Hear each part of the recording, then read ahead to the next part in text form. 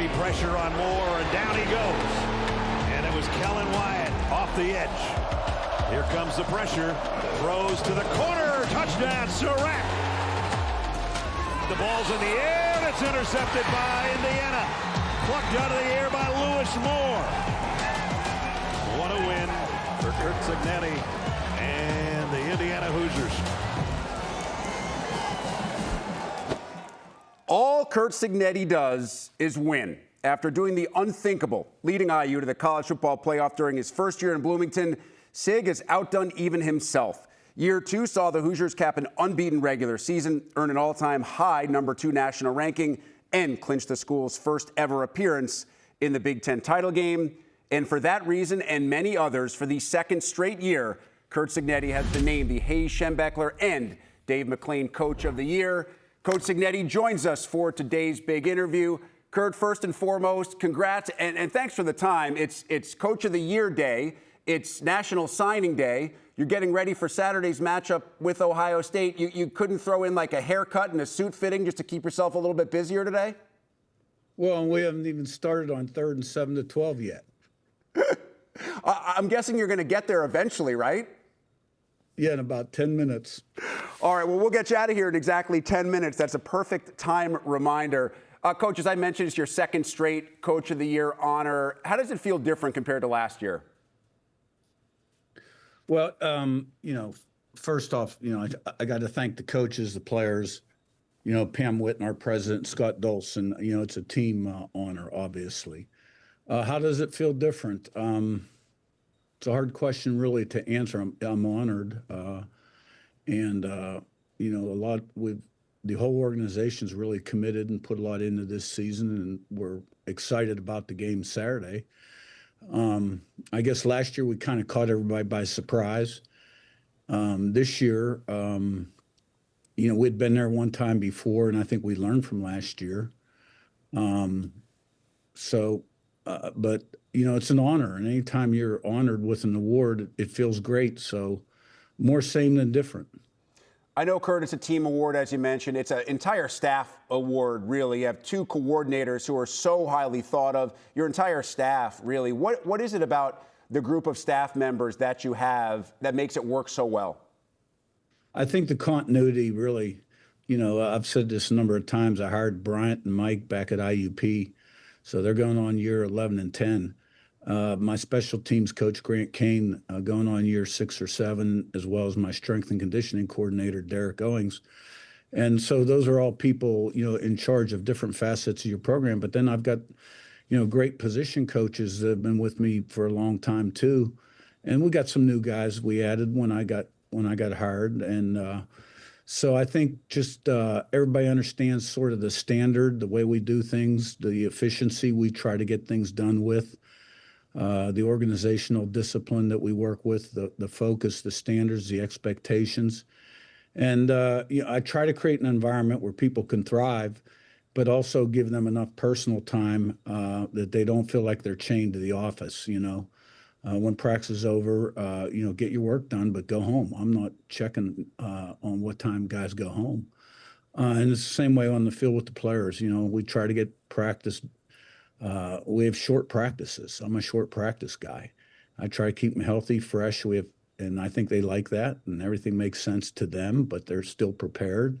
So we've had a great culture, and we've been able to get everybody to sort of think alike, and that's the key to the drill, I think, is getting everybody to kind of think alike and focus on the same thing, and it's a daily challenge.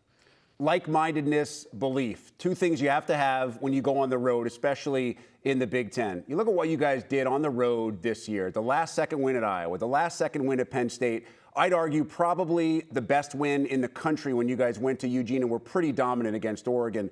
Why was this group so good away from home? I think we learned a lot from last season. We added some key pieces, and I think our guys really believed and expected to win.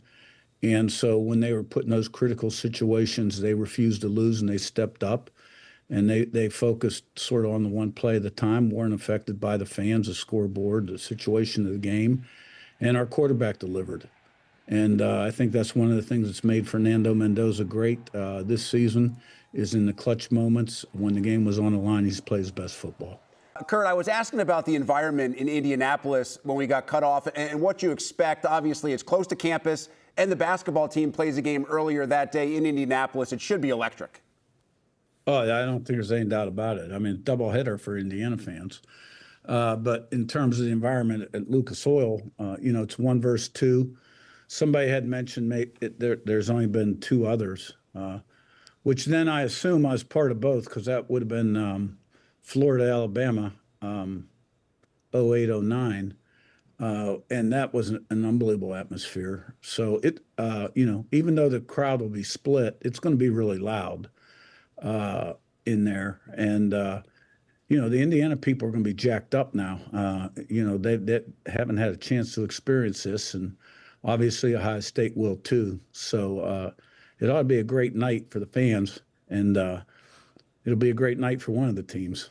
Now, and I'm not sure if you've been in Lucas Oil since you said this, but I do remember 2 years ago you told our crew down there after you were hired that you'd be back there next year. Now you got there, but I would argue that you got there 12 months later than you said you were going to get there. So I'm wondering if the team wants a little kangaroo court fine. I mean, you wouldn't allow your guys to be late like that, would you?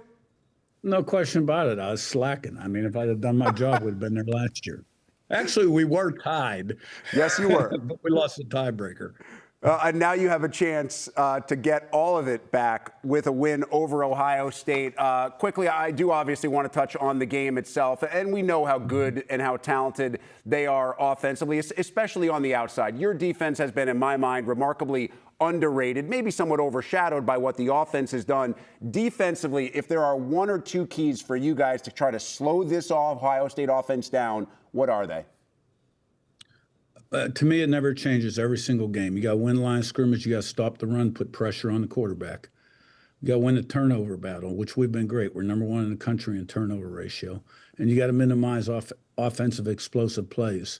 And particularly in their situation, it's a pass game, obviously.